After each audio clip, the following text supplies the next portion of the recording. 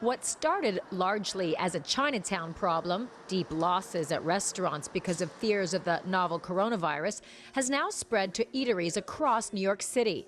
Tom Colicchio, the owner of several high-end restaurants, including Kraft, says his company's revenue is down more than 70%.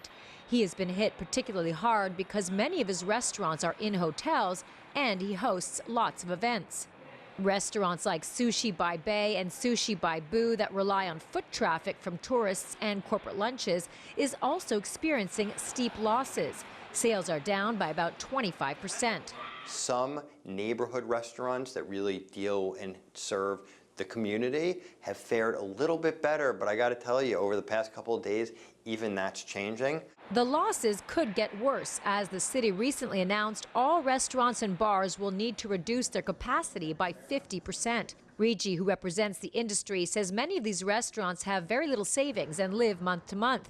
It's also very hard for restaurant workers. We're already seeing a reduction in hours, we're seeing layoffs, we're seeing restaurants that are going to close, hopefully only temporarily. Some may close permanently, so we are going to need support. The government is going to have to step in. Even restaurants that aren't seeing declines are doing everything they can to reassure customers. Many have adopted new cleaning measures and are telling workers who feel sick to stay home. Starbucks and other coffee shops recently announced they are banning the use of reusable cups. The company says it is committed to sustainability, but this is a temporary extra step they can take to avoid the spread of the virus. Even environmentalists agree banning reusable items for now makes a lot of sense. Outside of hardcore environmentalists, there's really a small level of adoption of people carrying around their own reusable items.